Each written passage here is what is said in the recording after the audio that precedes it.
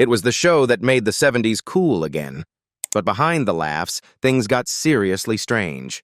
That 70s show wasn't just about peace, love, and circle time. It was packed with bizarre on-set stories, hidden romances, and wild behind-the-scenes drama that fans never saw coming. From secret age gaps to shocking casting twists, the truth is way weirder than fiction. Here are 20 facts most fans won't believe about that 70s show. Number 1. Mila Kunis lied about her age to get Jackie. She was only 14. When Mila Kunis auditioned for the role of Jackie Burkhart on that 70s show, she was only 14 years old, a fact she later admitted she deliberately concealed. The show was seeking actors who could convincingly play teenagers but were legally adults due to labor laws and the demanding shooting schedule. Determined to land the part, Kunis misrepresented her age during the audition, presenting herself as older than she actually was. Once cast, she navigated the unusual experience of portraying a high school student while still navigating middle school herself. On set, she quickly adapted to the professional environment, balancing the pressures of acting with the challenges of adolescence. Number 2. Danny Masterson, a beloved castmate, was later convicted and sentenced for crimes unrelated to the show. Danny Masterson, who played the beloved Hyde on that 70s show, was later embroiled in serious criminal proceedings unrelated to the series. After years of legal battles, Masterson faced a retrial in which he was convicted on 2 counts of rape. In September 2023, he was sentenced to 30 years to life in prison, a sentence that sent shockwaves through fans, colleagues, and the entertainment community. This real-world development has profoundly altered the way both the cast and the show itself are discussed. While the series remains a nostalgic favorite, Masterson's conviction has cast a long shadow over his contributions, prompting difficult conversations about separating art from the actions of its performers. Castmates and fans alike have had to reconcile their fond memories of the character with the gravity of the crimes, and interviews, reunions, and retrospectives now often acknowledge this complex, painful reality. Number 3. Laurie Foreman was recast after the original actress struggled off-screen. The change wasn't just creative. The character of Laurie Foreman on that 70s show underwent a notable recasting that went far beyond a simple creative decision. Lisa Robin Kelly, who originally portrayed Laurie, faced recurring struggles with substance abuse, which led to repeated absences from the set and made it increasingly difficult for production to rely on her. These off-screen challenges ultimately forced the showrunners to write her out of several episodes and, eventually, to recast the role. Christina Moore stepped in to portray Laurie in later seasons, bringing a fresh energy to the character while allowing production to maintain continuity. Kelly's personal battles, however, remained a poignant and tragic part of the show's history. She passed away in 2013 at the age of 43, leaving fans and colleagues mourning a talented actress whose life had been marred by struggle. Number 4. Most home video syndicated versions don't use the show's original 1970s music, licensing forced replacements. That 70s show was celebrated for its authentic 1970s soundtrack, which featured a wide array of period-specific songs that helped define the show's nostalgic atmosphere. However, most home video, syndication, and streaming versions of the series do not use the original music. This is because the producers had secured rights to the songs only for initial broadcast, and licensing for DVDs, syndication, or digital platforms proved prohibitively expensive or impossible to obtain for all tracks. As a result, many classic rock and pop hits were replaced with generic or alternative tracks in later releases. For fans revisiting the series outside its original airings, this often creates a noticeably different viewing experience, with the iconic musical cues that punctuated jokes, montages, and emotional moments now altered or missing.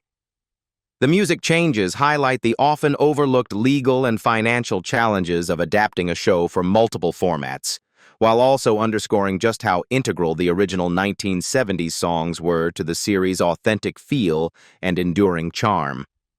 Number 5. The infamous circle scenes were a network legal workaround. The show never showed or named drugs but made the implication unmistakable. The infamous circle scenes in that 70s show became one of the series' most recognizable and talked about elements, but their creation was shaped heavily by network restrictions. Television standards of the 1990s prohibited the explicit depiction of teen drug use, meaning the show could not show characters smoking, holding, or naming marijuana on screen. To work within these constraints, the producers devised the now iconic basement circle setup, where the camera would pan around the group of friends seated in a circle. Through careful staging, dialogue, and visual cues like slow, relaxed movements, exaggerated reactions, and subtle hand gestures, the show implied marijuana use without ever explicitly showing it. The result was a clever balance between realism and compliance, allowing the series to address teen rebellion and counterculture humor while satisfying network legal requirements. Number 6. Those 360-degree circle shots were a technical and creative signature, unusual for a multi-camera sitcom. The 360-degree circle shots in that 70s show were both a technical innovation and a creative hallmark that set the series apart from typical multi-camera sitcoms. Unlike standard sitcom setups, which relied on fixed cameras and straightforward coverage, the show's basement circle scenes employed a rotating camera that circled the group of friends. This technique allowed the series to visually convey action, mood, and character interactions without explicit dialogue, especially important in the drug implication scenes, while maintaining the comedic timing of a traditional multi-camera sitcom. The camera movement created a dynamic sense of intimacy, drawing viewers into the group's private world and making each conversation feel immersive and natural. Number 7. A Netflix sequel, That 90s Show, explicitly revived many original characters and helped reintroduce the franchise. In 2023, Netflix launched That 90s Show as an explicit revival and continuation of the beloved That 70s Show universe, strategically blending nostalgia with a fresh storyline. The series brought back original characters Red and Kitty Foreman, maintaining continuity and grounding the new narrative in the familiar world of Point Place. Additionally, the show featured guest appearances from other original cast members, creating moments that both longtime fans and newcomers could appreciate. This revival was carefully designed to pass the torch to a new generation of characters while leveraging the emotional resonance of the original series. By reintroducing familiar faces and settings, the creators tapped into the enduring fan affection for the franchise, offering callbacks, visual nods, and intergenerational humor that honored the original. Number 8. Ashton Kutcher's route to Kelso began as a modeling win. He transitioned quickly from contests and Calvin Klein work to the show. Ashton Kutcher's path to playing the lovable Michael Kelso on That 70s Show began firmly in the world of modeling. Before he became a household name, Kutcher won several regional modeling contests, which gave him exposure and led to a contract with a professional agency. From there, he appeared in catalog shoots and high-profile campaigns, including notable work for Calvin Klein, which showcased his photogenic appeal and charisma. These early modeling opportunities not only honed his comfort in front of cameras, but also opened doors in the entertainment industry, allowing him to transition smoothly from print and runway work to acting auditions.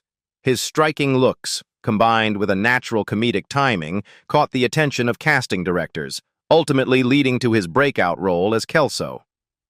The modeling circuit served as both a training ground and a springboard, equipping Kutcher with the skills, confidence, and visibility necessary to secure a prominent role on a major network sitcom. Number 9. Topher Grace's break was a bit of serendipity. He fell into Eric's role rather than being an overnight superstar audition story.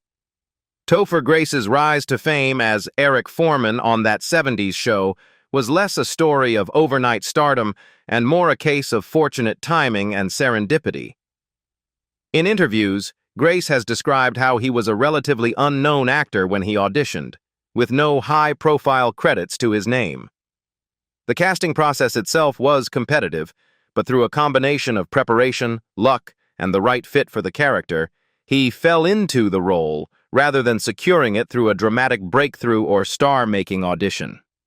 Grace later called this outcome a happy accident, noting that the part of Eric became his breakout almost organically, allowing him to grow alongside the series rather than being thrust into fame overnight. Number 10. Many cast members were adults playing teens. The show's ages rarely matched the actors' real years. On that 70s show, the gap between actors' real ages and their characters' ages became one of the show's most interesting behind-the-scenes quirks. While Mila Kunis famously lied about being 14 to land the role of Jackie Burkhart, many other cast members were actual adults playing teenagers, a common practice in sitcoms to navigate labor laws and demanding shooting schedules. This approach allowed the production team more flexibility with long hours and complex scenes, avoiding the strict limits placed on underage performers. As a result, characters who were supposed to be in high school were often portrayed by actors in their late teens or early 20s. Number 11. That 70s show was a multi-camera sitcom filmed before a live studio audience, not a single-camera dramedy. That 70s show was firmly rooted in the classic multi-camera sitcom format, filmed on a soundstage before a live studio audience, rather than being a single-camera dramedy with cinematic setups. While certain sequences, most famously the rotating basement circle shots or carefully staged cutaways, sometimes give the series a more cinematic or fluid appearance, these were achieved within the constraints of a traditional multi-camera setup. The cameras captured the actors simultaneously from multiple angles, allowing for efficient coverage of comedic timing, ensemble interactions, and live audience reactions. Laughter from the studio audience, often enhanced with laugh sweetening, was used to punctuate jokes and guide viewers' responses, a hallmark of sitcoms in the 1990s. This production approach balanced the immediacy and energy of live performance with the technical precision needed for broadcast television. Number 12. The Foreman basement set hides dozens of running jokes and tiny props. Set decor was deliberately archival 1970s. The Foreman basement set on that 70s show was more than just a backdrop. It was a carefully curated world packed with hidden jokes, subtle props, and period-specific details that rewarded attentive viewers. Set decorators and prop teams meticulously filled the basement and other houses with archival 1970s items, from vintage posters, vinyl records, and retro toys to small gag props tucked into corners. These details weren't random. They were intentionally placed to create a sense of lived-in authenticity and to echo the humor and culture of the era.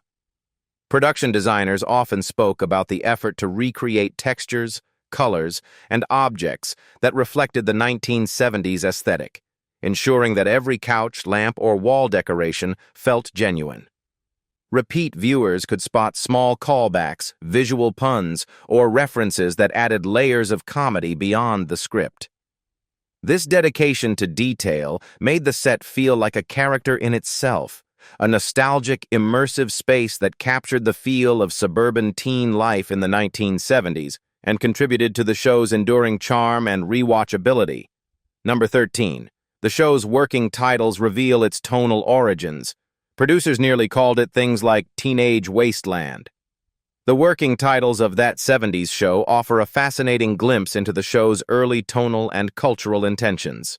Before the series settled on its now iconic name, the creators explored several options drawn directly from classic rock lyrics and 1970s-era phrases, reflecting the show's deep connection to the decade's music and youth culture.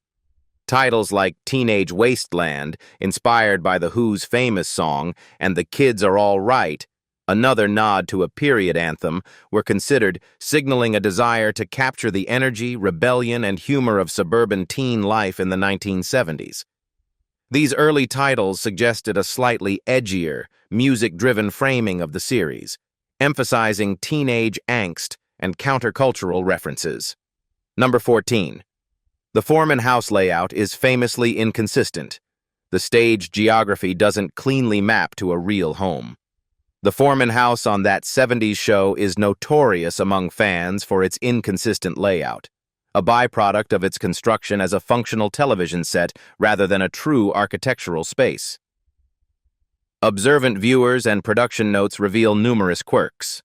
For instance, the location of the basement stairs doesn't always align with the placement of the driveway, garage, or front door, and hallways, kitchens, and living areas often shift depending on camera angles or scene requirements. These inconsistencies are typical for multi-camera sitcom sets, which prioritize practicality for shooting and actor movement over realistic floor plans. Walls can be movable, doors and windows may be added or removed, and spatial continuity can be sacrificed to accommodate lighting, camera setups, or audience sightlines. The result is a house that functions perfectly for comedy, blocking, and ensemble interaction, even if it wouldn't make sense as a real home. These layout oddities have become part of the show's charm, offering fans a playful puzzle and a reminder of the craft and flexibility involved in building a set that serves storytelling rather than literal geography. Number 15. Several beloved guest stars and future stars popped up early on. The cast list includes many surprise names. Throughout its run, that 70s show became a notable launchpad and showcase for both established character actors and rising talent, featuring a surprisingly rich roster of guest stars. Many performers who would later become household names made early appearances, often in single-episode arcs that left a lasting impression. The show's combination of a strong ensemble cast, relatable teen-focused storylines, and popular cultural resonance made it an attractive platform for guest performers, allowing them to explore comedic timing or memorable one-off roles. Casting directors frequently tapped the series for 90s television guest turns, creating moments that delighted fans and added depth to the otherwise familiar world of Point Place. From quirky neighbors and authority figures to love interests and recurring side characters, these guest appearances often became fan favorites, with some actors returning in multiple episodes. Number 16. Some scenes were filmed out of broadcast order for logistical reasons. That's why small continuity oddities sometimes appear.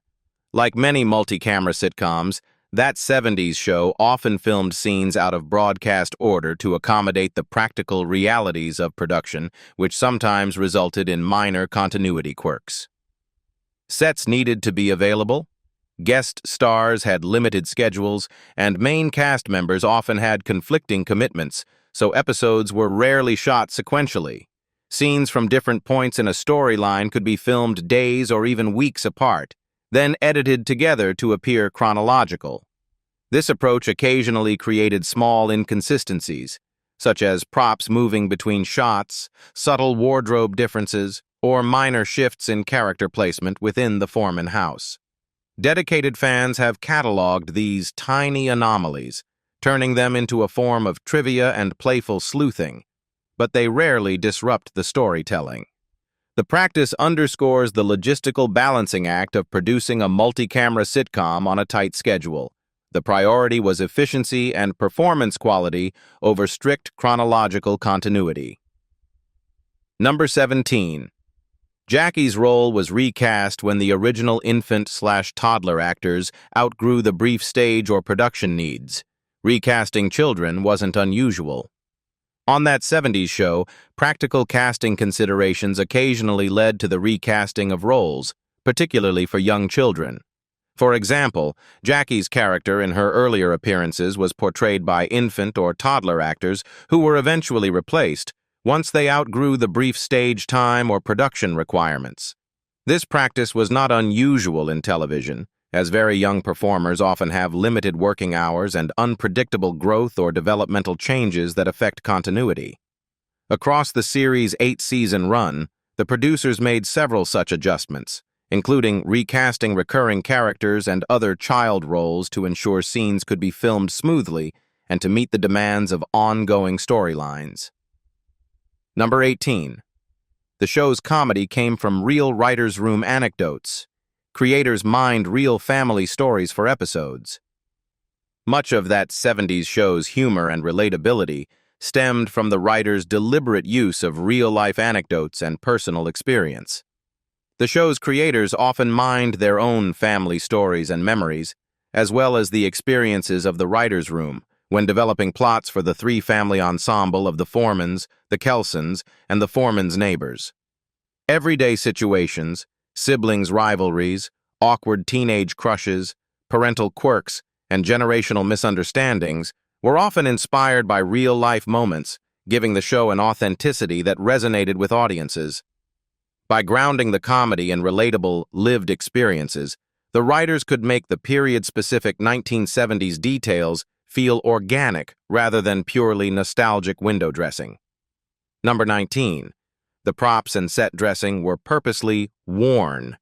Decorators aged items to look authentically used, not new museum pieces. On that 70s show, the props and set dressing were deliberately worn to create an authentic, lived-in feel for the 1970s suburban world of Point Place. Set decorators and prop teams didn't simply place period-appropriate items on the set. They aged and distressed furniture, clothing, and small household items so that nothing looked like pristine museum pieces or modern replicas.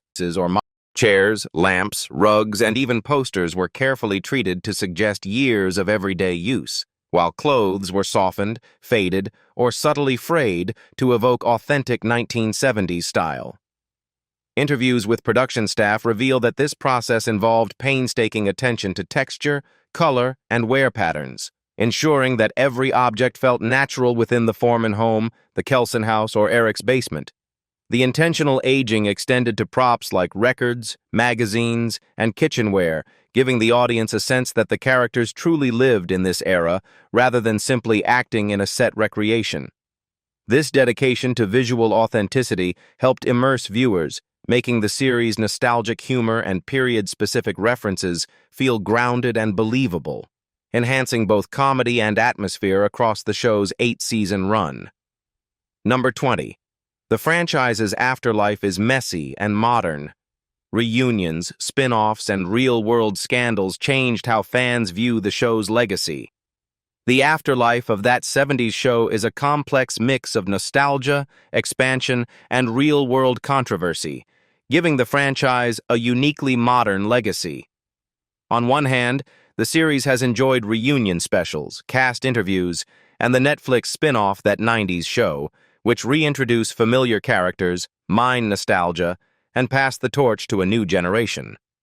On the other hand, serious off-screen developments, most notably legal cases involving cast members, public statements, and personal controversies, have complicated fans' perception of the show, casting shadows over its once lighthearted reputation. Additionally, changes in streaming availability, syndication, and music licensing have altered how audiences experience the series, with period-accurate songs sometimes replaced and episodes edited for different platforms. What do you think about these facts? Leave us your comments in the section below. We hope you have found this helpful video. Don't forget to leave a like, share, and subscribe to the channel if you like it. Thank you for watching this, and see you in the next videos. Goodbye.